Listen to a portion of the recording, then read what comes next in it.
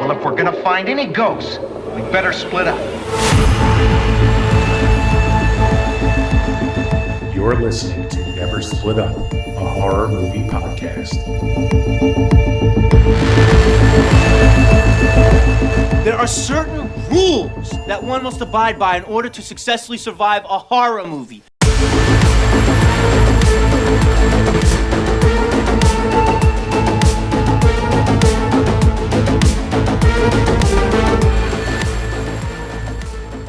Hello, everyone. Welcome back. This is the Never Split Up podcast, episode 65, where we are covering John Carpenter's The Fog, released in 1980. Along with me is Anthony. I'm Nolan. What's up, Ant? How you doing? How's it going? It's very windy and chilly tonight out, so it's very fitting to be covering this movie this evening. Yes. Yes, very Carpenter-esque. Kind of Yes. set the tone. We're from the Northeast, and it's been a chilly week. I think it's not gonna. We have this cold front coming in. It's not gonna let up until I guess next week. So we'll see. But yeah, I'm happy. It's better than 95 degrees, so I'll take it. But yeah, not a fan of the wind either. Not a fan. Oh, it's horrible today. All right, so another Carpenter classic we're covering. We obviously covered the original Halloween. That was last Halloween, right? We did it a year ago. We covered that? Yeah, I think Not 2 so. years ago, I think right? it was, 2023. Yeah, Yeah, 2023. That's one of our biggest episodes for obvious reasons. So we were really excited to get back into the John Carpenter universe. It's been probably too long. We should probably not wait this long again because there's so much to cover from him. We're going to be old men by the time we finish his catalog, so we should probably go a little bit quicker next time. But I'm excited to cover this. Do you want to cover what we posted about our polls and just kind of shout out our last couple episodes, Ant? Yeah, for sure. So, guys, I finally posted the poll for Maxine. We had our special guest Phil from Phil at the Movies on, and he actually beat us for Maxine. Oh, nice. So he won that poll. I came in second place. He had, what's his name, right? He picked? He had Kevin Bacon, John. His character. He John like LeBeau, walked into his own death. Yeah, Yes. he walked into his own death pretty much. But I came in second place with Leon. Doing this, not being a good employee at the shop, making sure everyone was out, leading to his death. But that was cool that Phil got a win in there, so that was awesome. Check that episode out. It was fun, and it's always good to have a third perspective. And then last episode, we did cover Thanksgiving, so I know Thanksgiving's over, but it's still the holiday season, so make sure you guys check that one out. That was a fun episode. I had a lot of fun talking about that movie. And our most recent episode, we did a little fun Would You Rather game, so if you guys want to check that out, play along, put your answers in the comments. We had a good time having a drink and just talking about, shooting the shit and just talking about random scenarios in horror. I know we obviously tell you guys to listen to all of our episodes, obviously, but Yeah. especially last week, like you said, we did a fun little game. It was kind of new for us, so we want to hear your feedback if you guys enjoy that, and if you want to hear more of that type of content from us. We're trying to, not branch out, but just like do some more creative stuff. So definitely give us some feedback. Let us know like what you want us to do in the future. If you have any more, game type episodes you want us to cover, that'd be cool, because I had a lot of fun doing that. That was a fun time. It was nice and chill, relaxing. I didn't have to like No stress. study a movie that week, so it was not that I go that hard, but it was nice to kind of take a break from the movie reviews, so that was fun. I know we want to get into more of our ranking episodes. They always do really well. Obviously, we're leading up to our big year-end top 10 episode that we make an annual tradition now, so look out for that towards the end of the year. We're going to be doing that. I think we're going to probably release that right at the end of the year around New Year's, so that's going to be something to look forward to. And yeah, we're just chugging right along. We're going to be covering nice Christmas episode next week. Do you want to announce that? Yeah, sure. So we're gonna, every year we at least get in one or two Christmas themed horror movies, and this year we're going to do Silent Night, Deadly Night, the original from 1984. So rewatch that. I'm sure a bunch of you are rewatching it this month anyway, so check that out, and then we're gonna discuss it our next episode, so it'll be fun. Yeah, I can't wait for that. And then the following week is a big one because we're covering the original Nosferatu released in 22, correct? 22, yeah. And that's obviously going to coincide with Robert Eggers' Nosferatu releasing on Christmas Day. So that's going to be one hell of a week. Can't wait to get to that. I can't believe we're only a few weeks away. I've been waiting for this movie for like a full year now. I think it was announced about a year ago that it was going to get a Christmas release, and I remember saying to myself, "Oh, it's so far away, but we're so close." So that's gonna be great. But for now, let's stick to John Carpenter. We're covering The Fog, released in 1980. Like I said, let's go over the cast and crew. It's a doozy, so Ant, I'll let you take over and cover that. All right, sweet. Yeah, Gus, I'll give you the IMDb synopsis first. Local legend tells of a ship lured onto the rocks of Antonio Bay, being enveloped by a supernatural cloud as it sank. The myth says that when this mysterious fog returns, the victims will rise up from the depths seeking vengeance. It was directed, obviously, by the legend, John Carpenter, the fucking man. It was also written by John Carpenter and the lovely Deborah Hill, rest in peace. It always gets me all fuzzy inside when I see a Deborah Hill production in the credits. Yes, This cast is just fucking stacked. We have the star is everyone, we all love Jamie Lee Curtis, but the star is Adrienne Barbeau. She's fucking awesome in this movie. And then obviously supporting cast Jamie Lee Curtis, the Scream Queen returns to the John Carpenter films, and she's Jamie Lee Curtis. We also have her legendary mother from Psycho. We still have to cover Psycho, Janet Leigh. Tom Atkins is in this playing Nick Castle, which I always love that nod that his character's name is Nick Castle. That's great. We have Charles Cyphers in this as well. Fucking Sheriff Brackett's in this. Nancy Loomis, that's her. That's her stage name. She's in this. She was Annie. We have the great Hal Holbrook in this. This cast is just John Carpenter and Halloween alumni mixed in with other classic actors. So, yeah. It's legendary, and every time I watch it, I get like all fuzzy inside to see all these all these actors in the same horror movie together, and a John Carpenter horror movie at that. Oh yeah, so. You described it perfectly, especially two guys who just adore the original Halloween, obviously. Just seeing all these actors just on screen together and kind of just, in the same movie. Like you said, it gets me fuzzy inside too. I love it too. It's great. Tom Atkins, Halloween 3, who doesn't love some Tom Atkins in their life? And yeah, it's great. I love it. So cool. They don't have casts like this anymore. It's so good. They do, but like it's like when you get an ensemble cast like this nowadays, it's like with the age of social media and stuff, like all of these actors are so larger than life, so they take away from one another. They don't feel like characters. Yeah, they don't feel exactly. So this is what, these movies do so well back then, is they just fit in. I'll just get right to it. One of my gripes is that Elizabeth, played by Jamie Lee Curtis, doesn't really have much to do in this movie. But, but it's Jamie Lee Curtis. And it's like, she's just kind of following Nick around the whole movie, which is fine. And it's, it works for some people. It may not work for others, but you would never get that, where an actress comes off a legendary performance like Halloween, is introduced into the zeitgeist, and then she comes back and is just kind of, like you said, she's not the lead in this. She's not even the co-lead. Which I actually like. I think it's charming that she's not. She's supporting, yeah. Yes, she's definitely in a complete supporting role, so it's pretty cool. I would say she's right under Adrienne Barbeau, because I think she does, she overshadows every time she's on screen with You think Tom so? Atkins. No, I think Tom Atkins is kind of the co-lead with Adrienne Barbeau. I go Adrienne, Jamie, and then Tom. Like, really? That's the order, okay. Yeah. I guess it's now that like Jamie Lee Curtis is who she is. It's easy to like kind of say that, but I feel like I don't know. And I like that she's a different type of final girl. Like, I like that she's not a Laurie Strode ripoff. She's a completely different character. Like, she sleeps with someone right after he picks her. Yeah. Like, she's like. She's a protagonist, but she's a different kind of final girl. And they can't help but get her. She has like some of the creepiest set pieces because we have to hear her scream, obviously. It's the Jamie Lee Curtis scream. Yeah. So it's awesome. Yeah, it gets... But dude... No, just think about it. She did The Fog, Prom Night, and Terror Train all in 1980. Like, what a fucking icon. What a scream queen. Yeah. I know. Just get that thrown into everything. It's crazy. I know.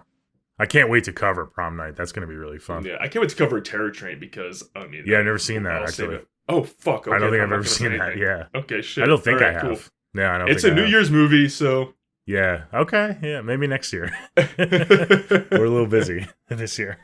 Nosferatu. yeah.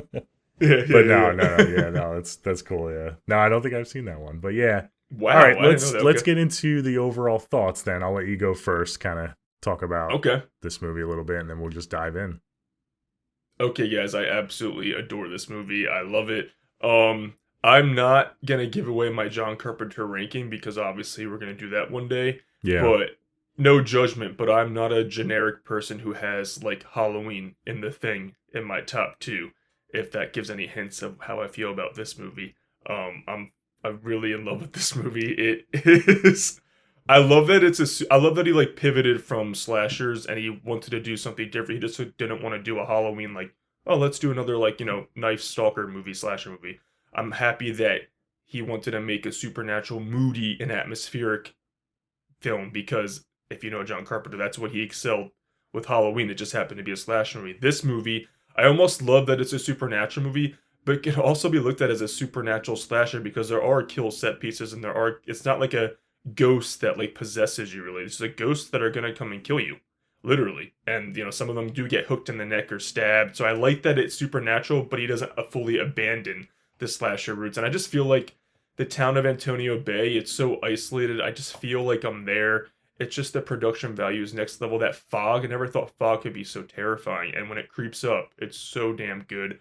The music in this is almost up there with fucking Halloween. I get chills every time the fog appears, and it's just like, oh, it's so damn good. It's so iconic. Carpenter and his score is next level. You can tell that Deborah Hill was also all over this with the writing because, again, when it comes to the characters, I feel like they were fleshed out. There was a lot of characters, but I feel like I got enough time with every character to feel for them, want them to survive, and finally see them all interact when you lead to the end. I'm like, oh, they're all finally all in the same room. So I love that. Adrienne Barbeau, I love that she's like secluded by herself the whole movie at the lighthouse, and I think the lighthouse setting is just iconic. I love when she's chased outside the lighthouse. It's so damn good. So I like that she's the lead and she's by herself, and then we have the other crew who eventually all gets lured together at the church. Jamie Lee Curtis, she's amazing. She has a couple set pieces. I love when they're in the morgue and there's a creepy set piece. She does her scream. Tom Atkins is a legend. Janet Leigh, I love how she's like, the town's, community woman, and she's working with Sandy, Nancy Loomis. It's just, he's blending everything I enjoy about horror. Characters who I care about, moody atmosphere, creepy set pieces, suspense, which is important to me, and I still get some kills. So this movie has always been special to me. I grew up with this movie. I absolutely adore it. And yeah, I'm not going to give his whole ranking away, but it is my second favorite John Carpenter movie. It's a fucking banger, and I'm obsessed with this movie. The atmosphere and mood alone are just one of the best in his filmography. It competes with Halloween in that regard. I fucking love this movie. Yeah, I agree with a lot of what you said. I really like this movie too. So this is going to be an episode where I think we agree on a lot. I don't know if I'm not ready to say it's my second favorite Carpenter. I don't watch Carpenter. We were just talking about this before we hit record. I don't watch Carpenter nearly as much as I should. I always want to sit down and watch, a couple of his movies back to back, but I never end up doing it. So I'm really not comfortable ranking Carpenter, but I will say that this is a really strong outing for him. We were talking, I know he did a couple projects in between, but this was his next big theatrical release after Halloween. And I think he really this is where he started to solidify himself as like a great horror director that isn't just a one-trick pony, like you said. I do think it's a slasher movie. I would definitely consider this a slasher movie. I mean, just because it has the curse element to it doesn't take away from that. And it's not the typical slasher because it doesn't have a lot of the tropes, like you said. Yeah. And yeah, it's unique in that regard. But I do consider it a slasher. I think, like you said, the town and the characters and the atmosphere are top notch. I love a good, like, small coastal town setting. That just gets me. And Yep. I think that, not to immediately go with the comparisons, but I almost feel like this movie is how you wish I felt about Salem's Lot, the original. Like, I really adore this movie, Okay. and I can just sink myself into this town, into these characters, way more than I can with the original Salem's Lot. And I wish I could with the original Salem's Lot, but I just don't for some reason. But kind of how you talk about Salem's Lot, I feel about, maybe not to that extreme, but I feel about this movie and how you can just throw it on, and it's, like you said, it's so moody, and I love the pacing. I think the pacing is one of my favorite things about this movie. It's, you know, we covered Halloween, and we talked about Halloween. We gushed about Halloween, I should say. And we said how every single scene was just like boom, boom, boom. We got this scene, then this scene, then this scene. It doesn't feel boom, boom, boom in The Fog, but when you look back on the movie and you finish watching it, it's like, you know, every scene was so purposeful and so intentful. There was no wasted runtime whatsoever. I thought the length was perfect. I think it's just over an hour and a half. It's 90 minutes. It's 90 it is minutes, 90 yep. minutes. Okay, I thought maybe it was a couple minutes of over 90 minutes, but it's the perfect runtime. Like you said, Stevie Wayne, her voice, I wish she can put me to bed every night with that sultry voice. I mean, damn. She's so good. Yeah. I can't blame, what's his name, for having the crush on him. Dan, Charles Cyphers, good old Charles Cyphers. Yeah, Dan. Dan, yeah, that's his name, Dan. Yeah, I am totally Dan in this movie. I just would have the biggest crush on Stevie awesome. Wayne. Yeah, she's awesome. She's great. I wouldn't say she steals the show because there are so many great characters in this movie, but she is definitely a highlight for me. Like you said, the lighthouse. I love the lighthouse sequences. I love even just the shot of her, the establishing shot of her walking to the lighthouse down the steps and everything. It's it just brings you right there, like with her. And there's something about the magic of Carpenter and how he just kind of transports you into these towns and stuff and into these stories. It's great. So yeah, I really do adore this movie. You know, it's not perfect movie. It's not Halloween level for me, but it is really, really cool to go back and watch and just throw on. And I watched this again for this episode, obviously. And I kept saying to myself, like, why did I take so long for me to watch this movie again? You know, like I gotta watch more Carpenter. And that's kind of my biggest takeaway out of this. It's like the mood alone is just like next level. It's just, you get that fucking atmosphere and the foggy mood. It's like, oh, I feel like I'm in this town. So I get absorbed immediately. I get absorbed, and I feel like, and I'm just speculating, I haven't actually seen this. I could be wrong, but I feel like maybe some people will be turned off with how big the cast is and how many important characters there are. But I think Carpenter is an expert at juggling those characters, and I don't feel like it's overcrowded at all. I mean, you get the different storylines that are happening, but I love, like you said, how Stevie Wayne is isolated by herself. You have her son who's kind of doing his own thing with the nanny, and then you have obviously Nick Castle and Elizabeth, you know, Tom Atkins, Jamie Lee Curtis are together, but you know, they kind of intertwine with Father Malone at the end, and Kathy, Janet Lee. I don't think it's too crowded. I think they kind of, he juggles it so perfectly, and I think that's a really hard job to do with a cast this big, especially with the big names as well. So I think that's a strong suit of this movie.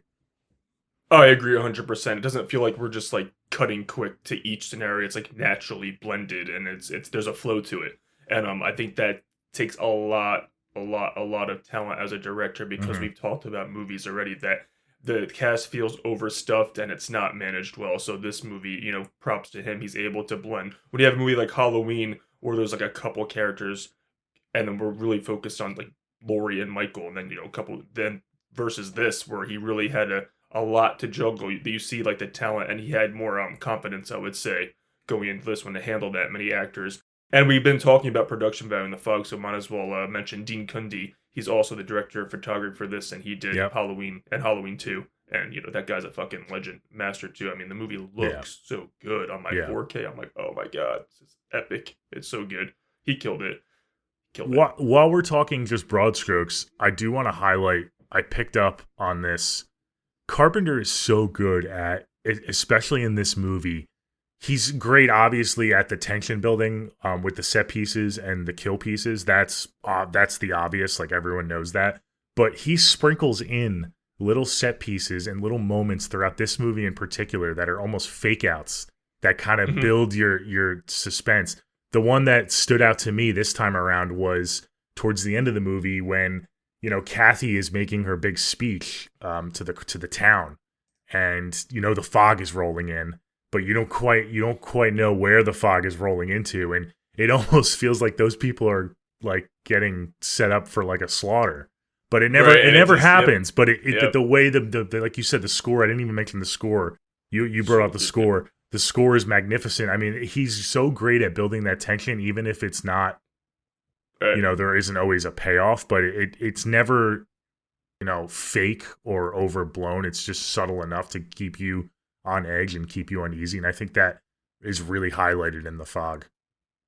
Oh my God, 100% agree. And I would say I agree with that. Like there's always so much atmosphere and tension that you're always thinking, at any moment, like, the fog's gonna get whoever. And like that scene alone, it's like ends up just being her talking. Then she finds out once they get in the car, it takes time from the radio. Completely different. First of all, that set piece, the fog's going down the street, and they're like, you see Jamie Lee Curtis and then Janet Leigh, and I'm like, oh my God, this is iconic. This is so well directed. But yeah, I agree 100%. We're always on edge, and that's what I think this movie succeeds in the most, is like we're always waiting for that fog to reappear, and that was his job, and he nailed it. And that brings us to kind of the beginning of the movie, and this is another example, is the gas station scene where the guys that's mopping the floor, one of the most suspenseful scenes, and there's no fog.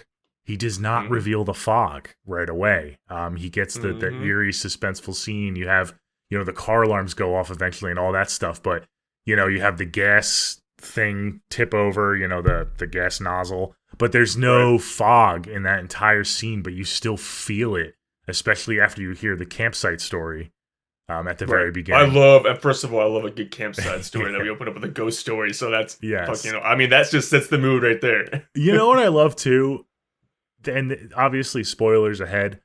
We always give spoilers. If you guys are new to the podcast, this isn't a spoiler-free review, so definitely watch this movie before we get too into it, and then come back if you haven't seen it, obviously. But I love how the campfire story, is not completely accurate to what the real haunting is. I love that. That's like a little touch that, like, of course, the campsite story from 100 years ago is not going to be like. I believe he says that the men aboard the ship are searching for the fire because they're at a campfire.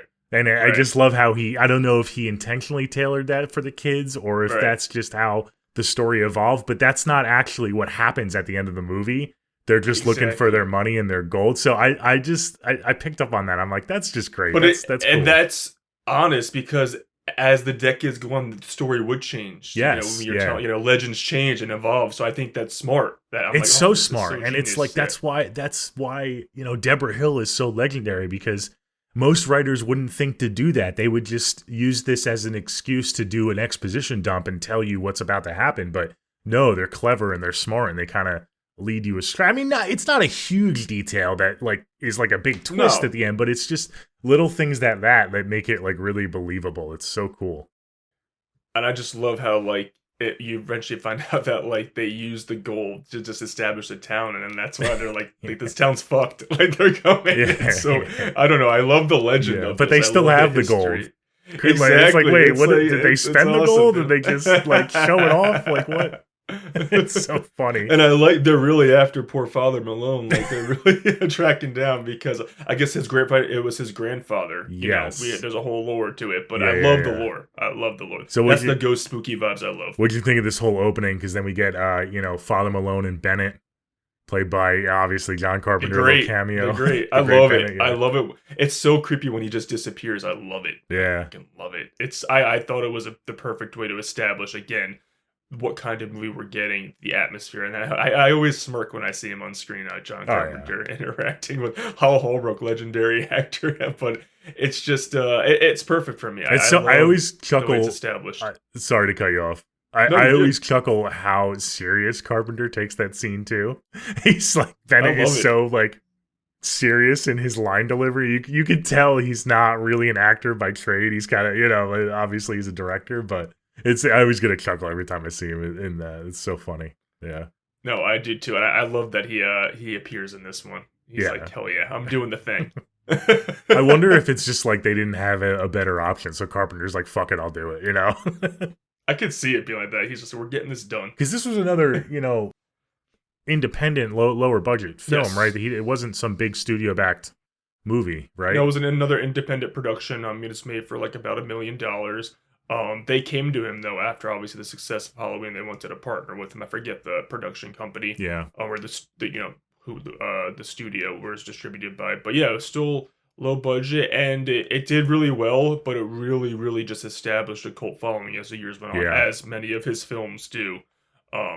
So much to the point where it did lead to a remake in 2005, but that was pretty disastrous. So did it do well in the box office? Because you're coming off the heels of Halloween. I'm assuming that a lot of people checked it out, and it did make money. I'm assuming. Yeah, it did. It did do. I think it made like over 20 million, and it was made for $1 million. Okay, so it did really well. Yeah. And then again, it just gained more popularity even after theatrical as the years went on. VHS and all that down the line. Oh yeah, I've never seen the remake. I don't think. Oh.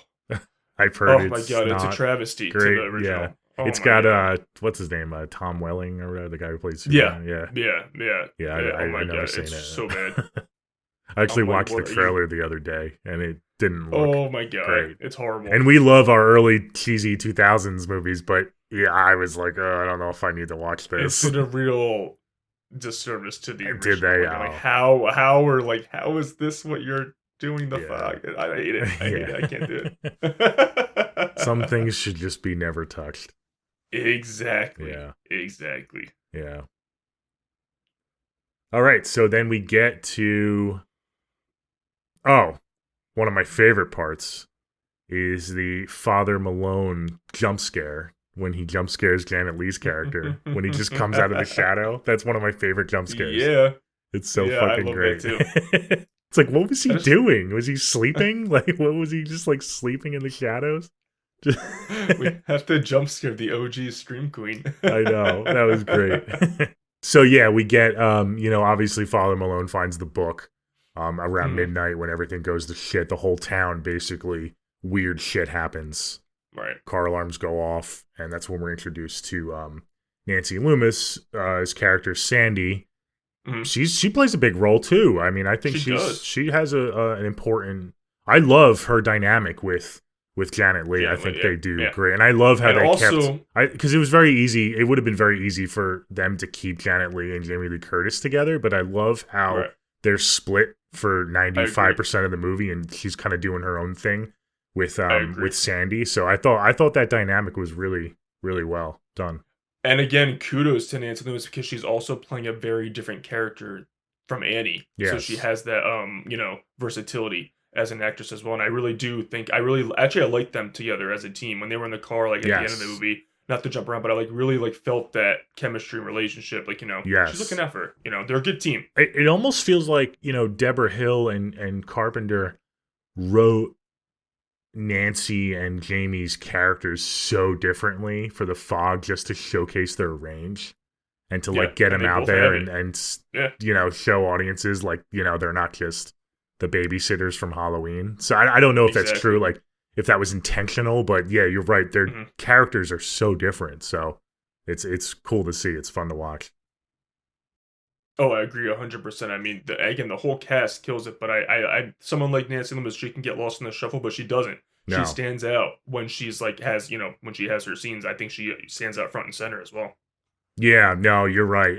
She's definitely a character that you could easily see being lost in the shuffle because she's not a Jamie Lee Curtis. I mean, we can argue her role in the movie, but she's Jamie Lee Curtis and she's going to kill every scene that she's in. But no, I think Nancy Loomis, she holds her own and she really does a great job. And, anytime you're sharing screen with, Janet Leigh, I mean, that's going to elevate you a little bit, but I think she holds her own and I think she does a good job for sure. Oh my god! And I love that Janet Leigh is just back in a horror movie. Like 20 and years, again, 20 years exactly after Psycho. A big role. Like we say that we could say this about. Let me count: 1, 2, 3, 4, 5 if you count Dan, maybe 6. There's like 5 or 6 characters that have really prominent big roles in this movie, and it doesn't feel like that. It feels like you get to know all of them intimately, and it's agreed. I don't know how they pulled it off in 90 minutes. In a 90-minute movie. I know. In a tight movie. I know. Oh, we need to cover more Carpenter, man. Great. This movie's great. What do you think about the first time you see like the fog glowing in the fishermen's at sea? And that's first, why don't you talk about that whole set piece? Yeah, I really enjoy, because you don't really know what kind of movie you're getting until that scene. Like, is it just going to be ghost, or is it going to, what kind of ghost movie are we getting? And I love that we see again when the fog just comes. It's just. Oh, the way they did it. Like, today it would just be CGI nonsense, but the practical visual effects that they did, so we were on a ship with the whole crew. I think it was like, I forget the guy's name, but they're all killed. 3 guys. I can't remember. There's 3 guys, but it's built up a little bit. They're shooting the shit, and then the fog. It's not like just doesn't happen right away. It's built up a little bit, and then they're obviously each killed by the vengeful ghosts, Blake and his crew, and they kill the fishermen aboard. And I love that they come in with their hooks and shit. It is like a ghost. It is a supernatural slasher, and that's unique to this movie. Yes. So I enjoy that piece a lot. No, I like it too. So you agree with the decision to you don't think they revealed too much too soon? I don't think they did. I think it was the right choice. I think it kind of set the tone for what we were doing. And they're never blatantly like until the end showed like in the church like fully. The movie does a great by hiding the villains within the fog, even though you see them. It's not like blatant until the end. So I think that was smart. Yeah, very, very Michael Myers-esque, how he's kind of just like, behind a bush, or you see the silhouette, and then at the end of Halloween, you see kind of the full frontal, if you will. I've said that a couple times. Yeah, exactly. In that church, it's all there. Love a good full frontal. Well, even like the scene where later, you gotta have it. I love later in the movie. I know we're jumping around, but there is a ghost who like knocks on the door when Tom Atkins and Jamie Lee Curtis are there, and it almost just looks like a Michael Myers knocking on the door and then walking away. But that scared me. But it's a ghost that with the fog that was really scary. I'm like, oh, this is great. So there's just moments like that are so damn good. Mm-hmm. I think it was great because for that reason alone, I mean, you have your 2 main characters, they're laying in bed, they're having this cute moment, and because we got that fisherman scene, so we know kind of what they're capable of and kind of what their deal is. You see the knock at the door and you're fucking terrified. You're like, oh my God. I mean, we got 2 characters here who have no idea what's going on. It's the beginning of the movie. Are we going to get like a brutal kill here from one of our leads? But no, I mean, it was clever the way they did it, how he just kind of vanished and then the fog disappeared. But no, it built that suspense for that scene because you kind of knew what, Blake and his boys are capable of. So I thought it was, it was. And then and then you obviously get the establishment of, the DJ Stevie. We have the establishment with her son. We obviously know later in the movie there's going to be some consequences with that. So I like that relationship is established by him bringing the driftwood to her, and then she brings it to work, and she has that is my favorite. I don't know. I mean, you're a soundtrack guy. The score when the sun is running across the beach gets me every time. That's my favorite, I think, part of the movie in terms of score. Oh my God, I'm trying to remember. I don't know what the name is. I'm not a big score guy like with the names. I really love the score when Adrian Barbeau is being chased on the lighthouse. Okay. I think that is iconic. Yeah. I think the whole movie, I mean, the score's excellent throughout. Oh, it is. It fits each scene. It was so well. It's more subtle. It's not as in your face as Halloween, but I think he blends it so it builds up when it needs to build. But it's almost as good as the OG Halloween score, in my opinion. It's so fucking good. I'm obsessed with this score. Like, I will listen to this score just on repeat. just not even when I'm whatever that track is called when the sun is running with the driftwood back home. I mean, that's probably that's the one that stands out to me the most. Yeah. Yeah. Okay. I love it. But I love how she brings it. She's like curious about it, and then when the water touches the cassette player. Yeah. That's when she hears like they're vowing for revenge, and then 6 Must Die appears on the wood, and then it bursts into flames. So it's good. Again, the lore building in this movie, it's just like for a spooky supernatural movie, it's like it's perfectly done. It's not just filled with jump scares. Again, this movie, I love jump scares, but this movie's not filled with them. There are jump scares, but it's just more about the mood. It's just all mood.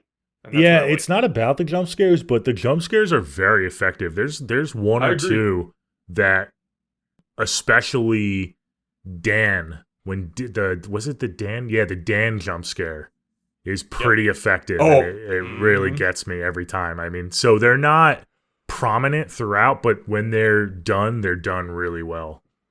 And it always, because again, I've talked about this with recent. I mean, I'll go back to the remake of Salem's Lot. It's almost just a jump scare happens. Like this, there's buildup. Yeah. Like that scene with Dan when he's walking through the fog. Oh, someone's messing with me. You have Adrian Barbeau on the other line, like, Dan, please don't. Dan, don't go to the fog. Like, there's just the tension. It's just like, holy shit. That's one of my favorite suspenseful scenes in the movie. I'm obsessed with that sequence. Well, let's get back on track. So we got the Father Malone is reading the text from. Right. I get it's his grandfather, right? Yes. Left the book. Yep.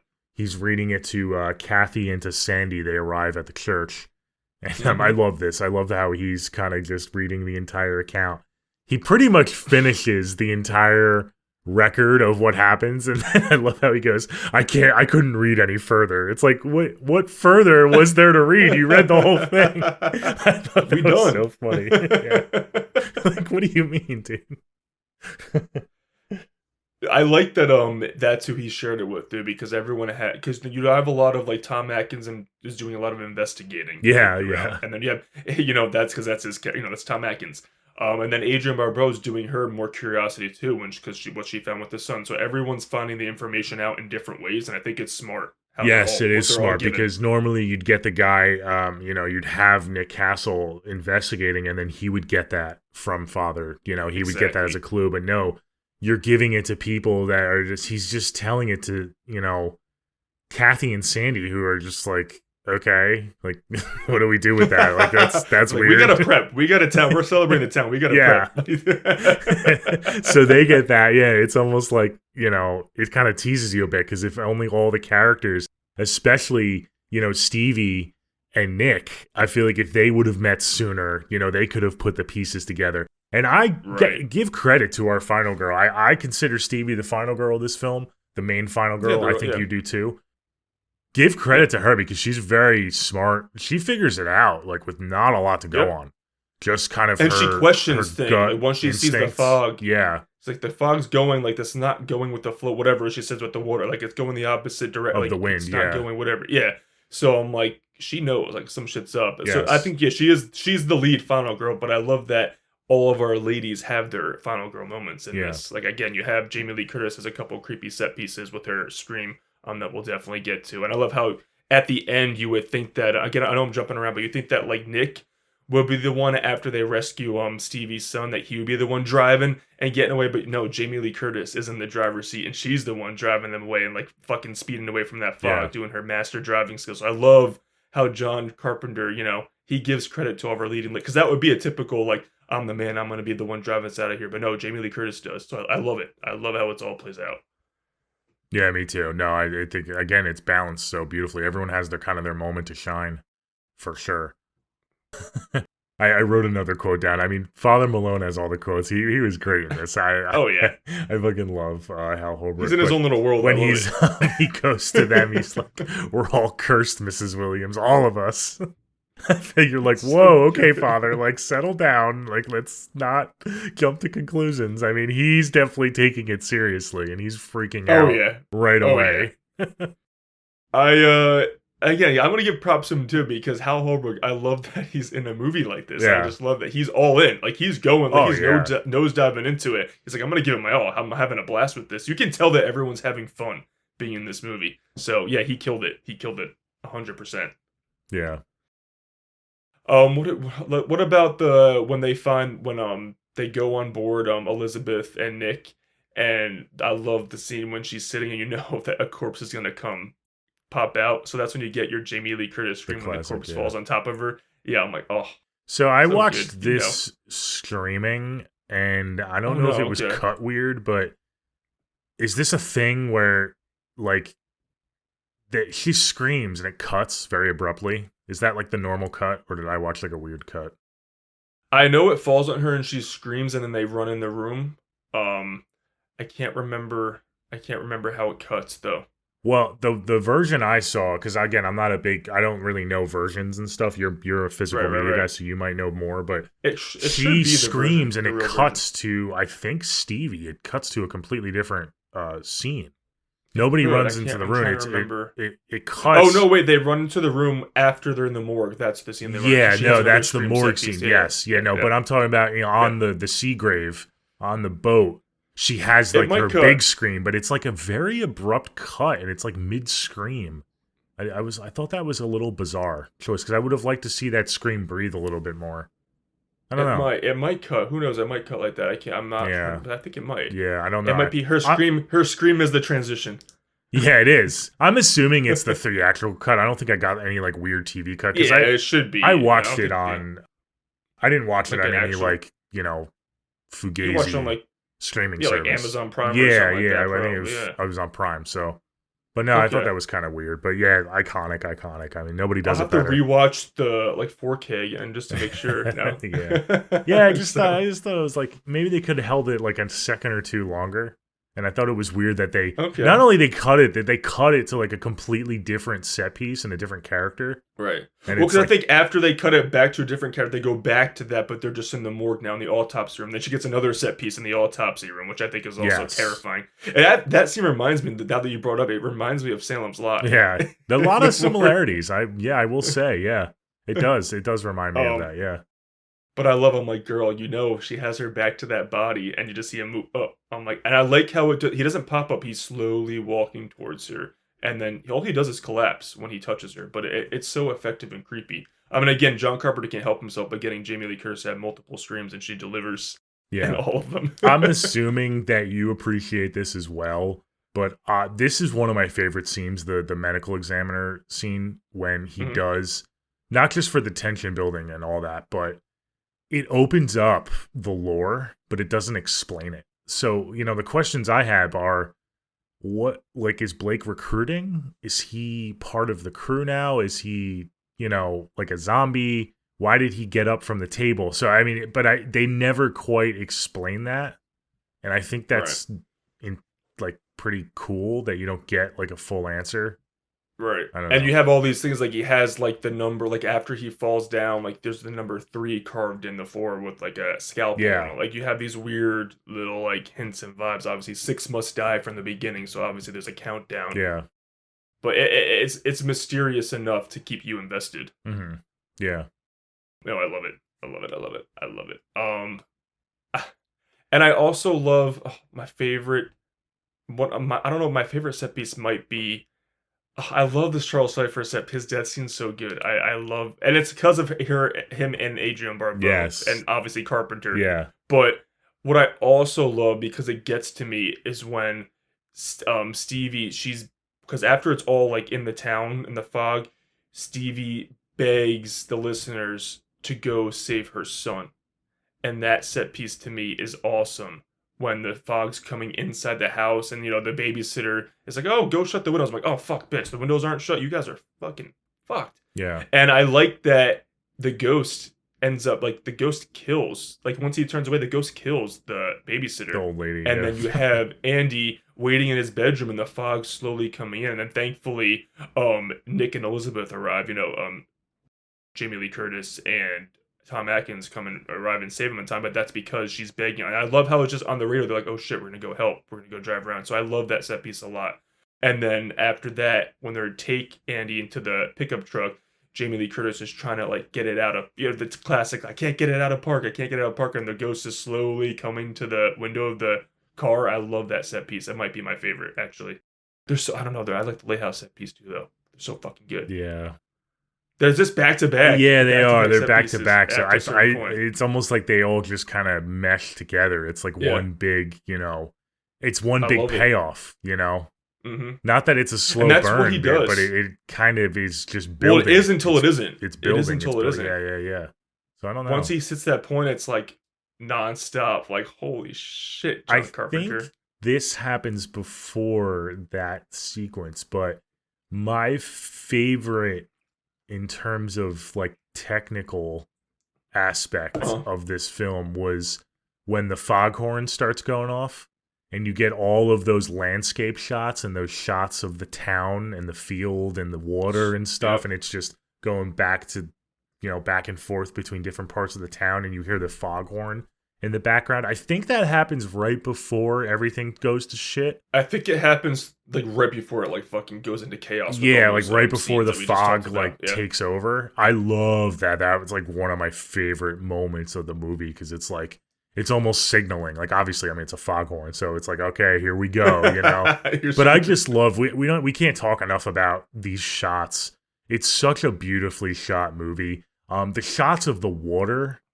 Oh my gosh. I mean, I don't know how it looks in your 4K. I don't know if I watched the 4K version, but the water shots with the little ripples and the waves and the glow of the moonlight and the fog are so beautiful. Like when Stevie's looking out over the water from the lighthouse. I mean, magnificent. I can't believe this movie was from 1980.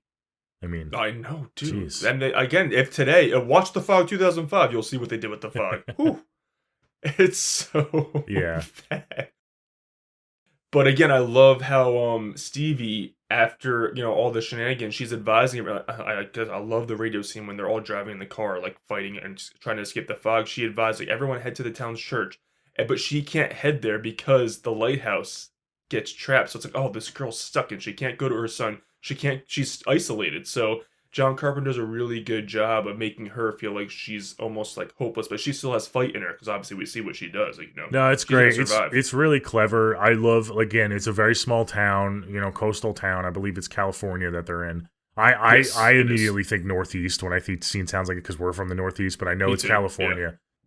But I think they really highlight that well because, KAB radio, she's the only radio in town. I mean, she's it. And she comes on at 6 o'clock, does her nightly show until I think 1 o'clock a.m. And that's it. And then it goes to, I guess, to like national radio because she's the only local thing in town. So I love how they utilize her as an unconventional final girl. And she is the voice of the town. And she's broadcasting to all of our other characters. And that's her connection to these other characters is her, not only when she's pleading for help with her son, and that breaks my heart when she's apologizing to Andy after the fact. Oh, and she doesn't know if he's dead or alive. I'm like, oh my God, I put my hand in my face every time. She sells it really well. But no, not only that, but like it's so clever and so unique how she's directing our characters from this lighthouse over the radio. And it's a little corny because it's like, okay, she's describing like, on the corner of 5th and Broad Street. It's like, okay, you don't know that precise. You're on the lighthouse, but it's charming, I will say. It adds to the tension in the moment. She's so precise about it. It's like, wait a minute. You don't have that good vision. But she knows her town. Yeah, right? But no, I just love that, how she's kind of directing our main characters like through the radio in her lighthouse. And then she's not safe either. Like you said, she's in trouble at the end, and they're kind of all attacked at the same time. Hook. Yeah, I know. That was a big moment, Seeing this for the first time, I can imagine you very scared, and you think maybe she's a goner. No, don't kill her off. Yeah. And then on the flip side, I love how you have the rest of this. I'm going to call them supporting because she is the lead, but you have all the rest of our characters. They all do convene at the church, and I'm like, oh, good. It's good to see them all together, with Father Malone. That's where the finale is going to take place. So I love that they all finally get together in the end, and they're try to barricade the church, and then when the fog tries to envelop in the church, it's cool. I love how we had to end at the church with Malone, obviously because he is the number 6, but I think it's cool that at the end he thought he saved the town and saved everyone, but they're like, we're gonna come back for you, sucker. We're gonna come back for you. So do you think the curse is still, just describe what happens. We'll just do a quick rundown for people who haven't seen the movie in a while. So he figures it out. He gets the cross, which I guess is made from the gold, and he confronts Blake, and the whole crew is waiting for him in the church pews. And I thought this scene was pretty cool. I mean, Father Malone, man, he's got some balls. He offers himself. Yeah. He offers himself and the gold to spare everyone else. He's like, take me. Like, do it. He feels guilty. I mean, he feels that connection because, he's a direct descendant, and he feels the guilt of this, how this town was made, No, I agree, and I think that was obviously was leading to that, and I'm happy that Father Malone didn't bitch out and just let everyone Yeah, tell like he stood up to the plate. Yeah, because but then he's a you get a drunk little too. fake I mean, out. he's not like exactly. a holier than thou priest. I mean, Right. he's Complicated. complicated character. So it's good to see him step up to the plate and kind of put his money where his mouth is, literally. And then I like how you have like the ghost, Blake, he seizes the gold cross and like him and his crew disappear, like, oh, the day is saved, Yeah. it's all done. But then after that you cut, and I can't remember what she says, but after like, quote unquote, everything's done, you cut back to Adrienne Barbeau. She's like, I don't know what happened, but I don't know if it's gonna come back. I just love the dialogue she has at the end. Exactly. Yeah. She's like, they could come back. We don't know. I don't know. And I'm like, oh, is it gonna come back? And then obviously you cut back. Everyone leaves the church, and it's like, oh, we did it. And then when I knew like once Father Malone was left, like just left at the church by himself, as he would, because that's where he is. He's like, oh, thinking to himself, like, why was I spared? And then you just see in the background the fog just starting to reappear. I'm like, yes, John Carpenter, yes. I love how you're ending it like this. And then obviously it looks like he's gonna get decapitated. So he's the number 6 and he's taken out. I love how that's the end. Like it's just his death and then it cuts to black. It's like, great. Oh. It's almost like Father Malone. I kind of get a chuckle out of this as well. He just kills me. He's a great character, but he's saying, "Why not me? Why not me?" He's saying out into the open. It's almost like he wanted to like sacrifice himself. He's like questioning like what happened. Like I know I defeated them, but why not? I wasn't. Yeah. Take me. And then I just love how the fog appears and Blake is just like, we're coming. Don't you worry. Yeah, you want to go? Like, let's go. Come on. Yeah. He's like, don't worry, we're coming back for you. Don't you worry. So you think the curse is in full effect still? Like nothing really happened in terms of like they're gonna come back in another 100 years? I would like to. I like to think that they're gonna come back. Yeah, for sure. Yeah, you love your bleak endings, so I know. I don't know. Part of me, like, because I want to think that too, but you can also interpret it as he did offer up the gold, and he is like the direct descendant, so they took him with them, and now they're kind of just he broke the curse, let's say, but they needed him to come with them. So you could always say that he made the 6th step, so 6 must die, and he was the 6th to die, so also closed what their mission as well. Yeah, so I don't know if they're gonna come back per se, but yeah, it is a dark ending for sure. I mean, you have the hero who saves the day, and then it's like, nope, he doesn't get rewarded with life. Which is pretty, again, bleak because he saves everyone, and then he's not spared. He is taken out. Yeah. So I love it. It would have been cool to see Stevie reunite with Andy at the end of the movie. I feel like we don't get that. Just a quick little scene at the end, the resolution of the movie, to see them kind of embrace, because she doesn't even know if he's alive or not by the end of the movie still. I mean, she's still... I love that. She's got the courage to stay on air. Even after the fog rolls out and she's doing her little closing speech. It's like, girl, go back home. Go check on your son. Like, I know you love this town, but come on, girl, So she needs a fucking statue at the next... it would have been cool, like, if she... Yeah, right, I know. Like, while she's doing the speech, if, like, Nick could drive Andy, like, to the lighthouse. And then, like, they could have, like, reunited. But, I mean, that's just... Or even if you see, like... I mean, you don't need it, because I like the darkness of it. But you could... Even if she's, like, talking, you see, like, the truck pulling up, so you know... that, they're about to... I know, yeah. But I know what you're saying. But I love how it's just, like, no, John... Like, we're gonna keep it bleak. We're gonna keep it bleak and dark. But yeah, dude, I adore this movie. It's one of my favorite supernatural because it's still like an R-rated slasher. It's different. It's not your typical ghost story, and it just no one does. Again, I keep saying it, no one does atmosphere like Carpenter. So I'm absolutely adore this one. It's firmly my second place for his filmography. Obviously, nothing's gonna beat Halloween, but a lot of people have The Thing up there, which I love. But The Fog to me like just fucking blows that out of the water. Yeah, no, I wouldn't go that far, but yeah, I think this is a very strong entry. For sure. All right, that's it. That's The Fog, 1980. Cool. That was fun. that was fun. Some of these characters, man, I love. I didn't realize how much I love Father Malone. I almost wish that, like, this is the type of movie where I want them to play, like, yearly at, like, a drive-in, and we can just all go and watch it. Like, it has that vibe. We just want to go, like, on a spooky night when there's actual fog and just watch it at a drive-in, That would be awesome. Yeah.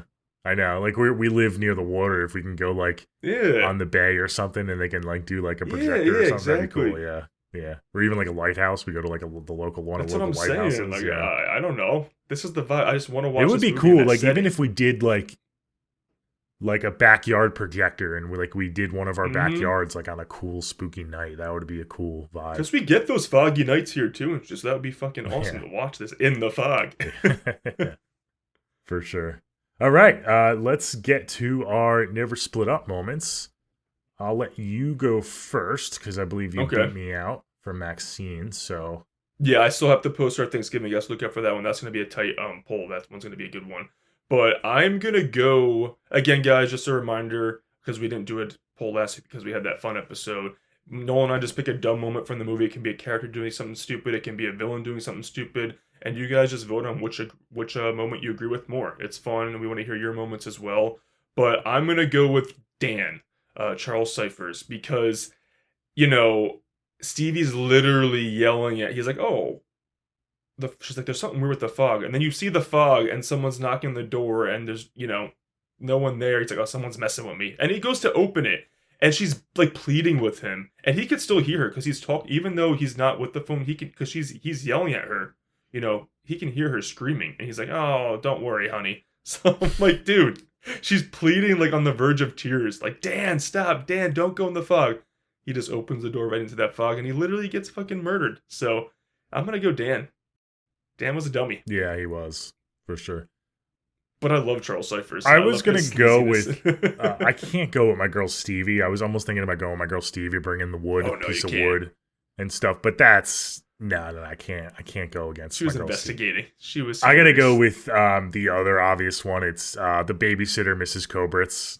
Mm-hmm. I mean, especially because you're watching the scene play out, and she's very smart at the beginning. She's like, Andy, don't go near the doors, close all the windows. Right. Like, so you think they're going to hunker down. But then she does the classic, Andy, go to your room. I'm going to open this door. I get it. It's 1980. People are more trusting, but, you know, small town. She doesn't really, in her defense, she doesn't know anything about the curse probably or what's going on. So, but yeah, it's like, come on. I mean, obviously something, I mean, that's not no normal fog. That is, you know, strange things are happening. So, yeah, I gotta go Mrs. Kobritz. I mean, poor lady. I mean, she just opens the door, turns her back to it. Just, yeah. She gets grabbed. She gets grabbed, yeah. I think yours is probably gonna win, though. Yours is probably the biggest moment of the movie. But what I will say is why I think it's genius that Carpenter and Deborah, how they wrote it, is that they do a knock on the door to like makes them feel at ease at first to come like open and like let them in. They don't just like crash through with the fog. It's more like slow and moody. But to me, that's almost more of a reason not to open the door. Like if you think it's just you think it's just fog, I could see you being like, oh, that's kind of strange. Let me go look. But now you know someone's out there, and you're still gonna investigate. What the fuck, you know? And I also love how Andy never finds like. He kind of does because they start busting down his door, but she gets taken at the same time he closes his door, so he doesn't hear her get killed. So he doesn't know where she is. I mean, he's calling out, Mrs. Kobritz, is that you? Is that you? And it's like, oh, man. That kid did good in that scene, too. Yeah, he did. In the bed. Like, he did, yeah. I liked it, yeah. I don't know. But all right, those are two classic, those are classic moments. I don't know. Ty Mitchell, Andy. Yeah. Whoever Ty Mitchell is, kudos. I don't know. You did good, man. In anything else or anything, but he did a good job. Yeah, he did a very good job. All right, some of the shots in this movie too are so fucking good. I can talk about the shots all day. Oh, he's in a bunch of those like, are two good moments and stuff. Okay, he was in True Grit. Yeah. He was in Killers of the Flower Moon. Okay, so he's still acting. Huh. Oh, okay, so he's around. Yeah, he's around. He looks like a Western badass. Oh my god, dude, you know who he is? He's the dude. I think he's the kid in Halloween 2. When he bit the candy, when he has the razors in his mouth, when they're taking him into the, I think he's that kid. Okay. Yeah. I knew he kind of looked familiar. Yeah, okay. Yeah, that has got to be him. It's got to be. Yeah, because that's definitely him. He's credited for Halloween too, so that's funny. That's definitely him. He looks that's so different now as an adult. I gotta look up pictures after this, but dude, that's awesome. Yeah. Hell yeah. Okay, let's get into our scores. I want you to, if you don't mind, go first. I want to hear what you have I'll to go say. first. Yeah, guys, so I've pretty much been gushing about this. If you know me, you know how important John Carpenter and Wes Craven are my favorite directors, so you know that his Carpenter's filmography is going to be super important to me, and Halloween is my favorite movie of all time, and this is my second favorite Carpenter movie, so obviously this is going to be up there for me. It just, no one does, I'm going to say it, no one does the tension and the atmosphere and the score. Like, you can't, there's no horror movie like a movie with the John Carpenter score, and he's also directing it too, so his fingers are all over this. So just, it's throw up John Carpenter, and it's just so well executed. So I adore it. I watch it every year. It's not like one of my favorite movies of all time, but it is one of my favorite John Carpenter movies, and it's up there with one of the most atmospheric horror movies in my opinion. So I'm going to give it a 9.3. I really do adore this movie so much. Great. That's awesome.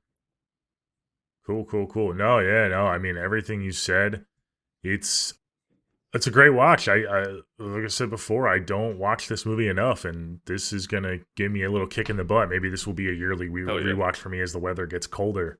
I know it takes place in April, so maybe I'll revisit this kind of on like a cool April night. You know, we get some cool nights in the spring. Like a rainy April night. Rainy April night. So that'll be cool. Yeah. This was a blast to cover. I'm really glad we covered this movie. I'm really glad I did a rewatch. Nobody does, like you said, nobody does tension like John Carpenter. I do think this is one of his more atmospheric movies. He takes his time, but he also, you know what it is? I think the secret ingredient that he's able to take his time, but also juggle these characters is there's no fluff. There's no random, love triangles or stuff. I mean, you get the little romance between Nick and Elizabeth. Right. They sleep together, but they know. Yeah. That's it. That's all we get. We didn't even highlight when she gets picked up in the truck. That's one of my favorite scenes in terms of just watching those two actors kind of just play off each other. That's a really fun scene to watch. But no, you don't get any of that. I mean, once Nick starts investigating, they're straight to business, and every character is pretty much just kind of, getting to business and getting down to the investigating and everything. So I think that's awesome. I think that there's no fluff in this movie. It's paced brilliantly. I love watching this with the lights off, like you said. The establishing shots, the landscape shots at the end, the ending, the payoff. We really didn't touch on just how awesome he just builds tension throughout this movie. He has set pieces sprinkled out, but you get that slow buildup of attention that just keeps going and going and going. And a movie like this, if it didn't have a good payoff, it would fall apart, but the payoff is there. I love the payoff so much. This is just it's a fun movie. It's not quite as high in terms of, like I said, I don't really watch this too often. Maybe my score will climb the more I kind of bring this into my rotation, but I'm going to give this in 8.3. 8.3. Oh, yeah. Okay. Yeah. Really, really solid movie. I can't wait to watch this again. Maybe in a couple months, for sure. It has that rewatchable factor. For sure, yeah. Very rewatchable. Yes, definitely. Awesome. Hell yeah. Okay, yeah. Check another box for Carpenter. We're going to move on soon to more of his filmography. I know we have to do a ranking, which is going to be a pretty big task, especially for me, because I've never really conceptualized that in my head. Obviously, Halloween is one, but I don't even know what two is. I mean, he has movies that don't quite work for me, but he has bangers of movies that really work for me, and this is one of them. So, but yeah, the legend, John Carpenter, Deborah Hill, The Fog, 1980. Thanks everyone for listening. Catch us next week. We are covering our Christmas. It's going to be our Christmas special, Silent Night, Deadly Night, and then we're getting right into Nosferatu season in preparation for the new movie. We're both really excited for that. We both have our tickets for opening night, Christmas night. We're going to be seeing it together, so that's going to be fun. And yeah, find us on social media, subscribe to us on YouTube at Never Split Up Pod, and that's it, guys. We'll catch you next time. See you later. Bye.